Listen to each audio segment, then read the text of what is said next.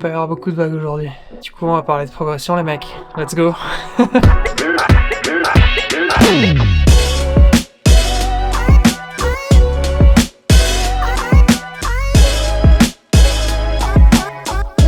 Ok les mecs, eh ben écoutez, on veut discuter, discutons. Bon, tous mes proches le savent, j'ai un parcours dans le surf qui est assez chaotique. J'ai commencé le surf à 12 ans, forcément comme jeune ado à l'époque, parcours classique, t'inscris dans le club du coin, tu fais des petites compètes, tu progresses super vite parce que t'es minot, sauf qu'à 16 ans, je déménage à Montpellier. Et crois-moi qu'à Montpellier, ben, les sessions, c'est pas ce qui court les rues. Donc pas de panique, je me suis régalé quand même, hein. J'ai fait de la musique, c'était cool, mais j'ai pas touché une planche pendant 10 ans. Jusqu'à il y a 5 ans, pote d'Aix-en-Provence me dit « Mais mec, ça surf l'hiver en Méditerranée, qu'est-ce que tu fous ?»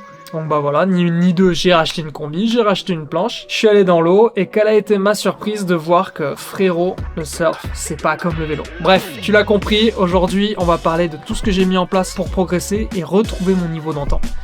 Et puis voilà, peut-être ça va pouvoir te servir, let's go.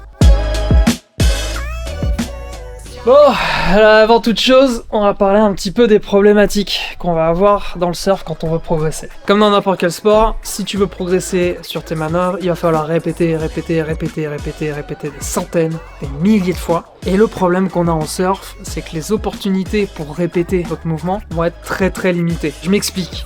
On va prendre l'exemple d'un skater dans un parc de street. Ces modules ne vont jamais bouger, ça sera toujours les mêmes. Et donc en fait, il va pouvoir répéter beaucoup plus de fois en une heure que nous, ce qu'on va pouvoir faire en surf. En fonction du niveau, un surfeur va avoir entre 5 et 20 opportunités pour une session de 2 heures pour répéter une manœuvre, que ça soit juste ton take-off, que ça soit des gros airs, peu importe, de toute façon, il va falloir répéter. Et ça, multiplié par tout le panel de manœuvres qu'on va avoir dans ce sport. Bon, je te rassure mon frérot, il y a quand même des solutions pour ça. Et la première, c'est déjà la base de la base, ça va être de trouver une planche à ton niveau. C'est ultra important. Il n'y a pas si longtemps, je discutais avec Alberto, donc qui est le shaper et fondateur de la marque RT Surfboard à Anglette, qui en plus pour moi est l'un des top 5 des shapers en Europe, je pense, et particulièrement dans les planches performance en plus. Si tu veux toi. C'est du prix.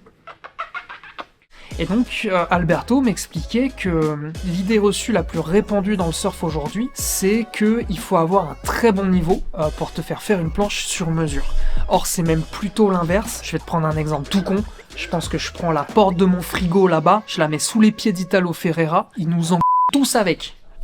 Ça c'est dit. Bon, en gros, un bon surfeur va savoir surfer quoi qu'il arrive. En revanche, si je mets sous les pieds la Magic Board de Kelly Slater, la meilleure planche qu'il ait jamais eue dans toute sa vie, sous les pieds d'un surfeur intermédiaire, si ça se trouve, il prendra pas une seule vague avec.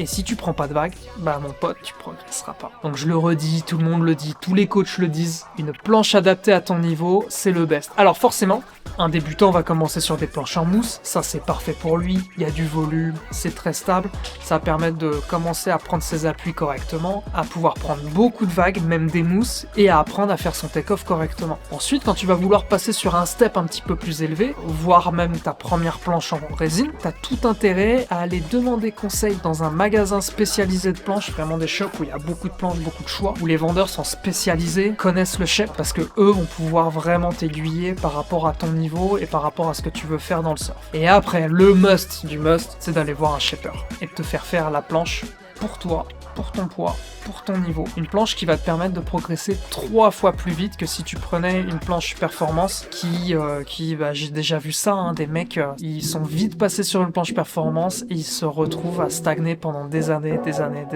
Voilà, ça c'est le premier point. Ensuite, on va parler du coaching, les mecs. Alors forcément, ça demande un certain budget d'aller se faire coacher, mais il y a quand même des solutions qui sont beaucoup moins chères.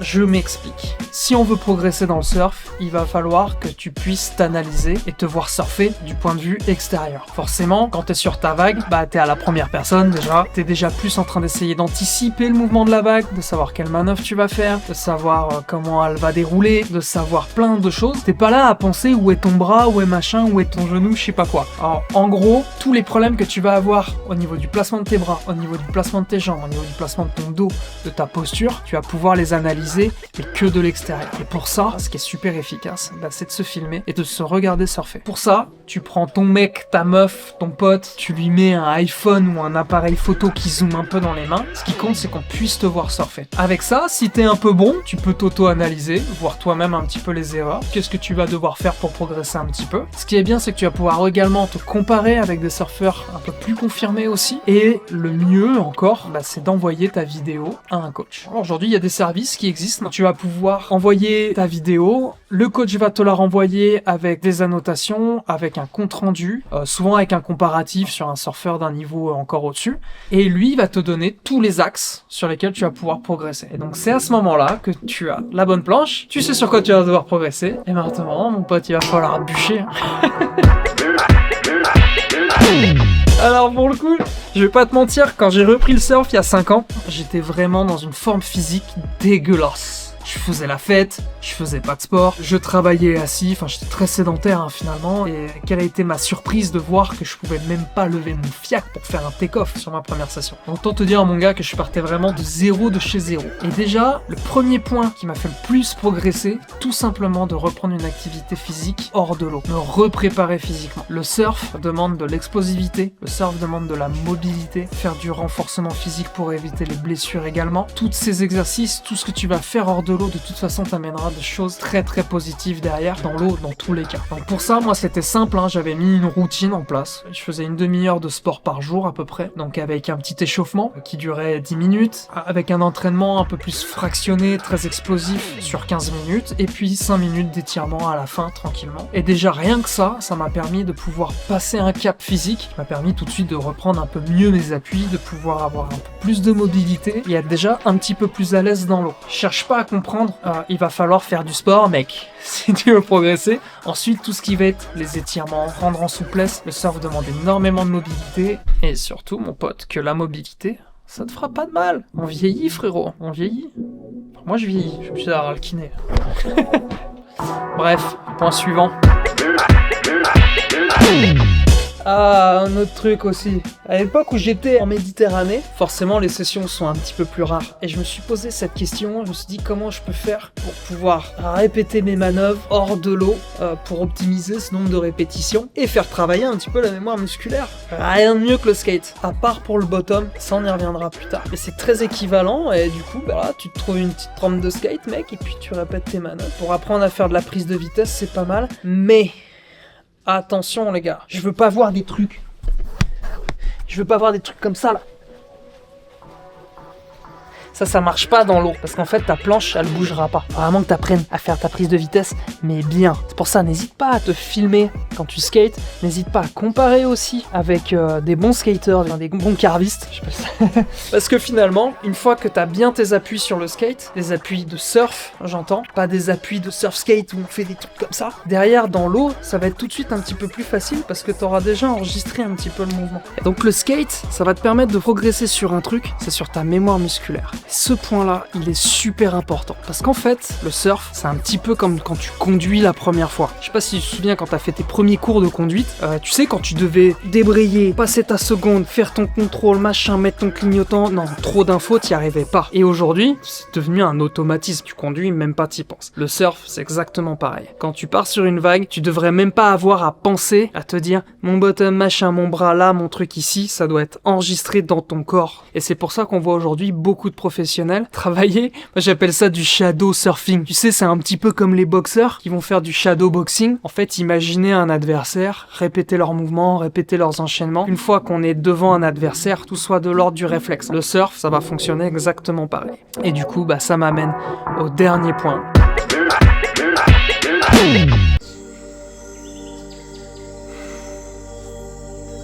Faire le vide, visualise, intègre, répète. Mon gars, ça c'est sous-coté. Et tu sais que c'est utilisé par tous les pros. Hein. Ben, genre à l'époque, Mick Fanning était à fond là-dessus. Alors, on voit d'autres athlètes type Leiki Peterson, Jack Robinson, qui font ce genre de choses parce que ça a été prouvé que la visualisation, de s'imaginer faire un mouvement, permet d'intégrer ce mouvement. Répéter un mouvement dans sa tête permet de l'automatiser après derrière dans l'eau. Voilà.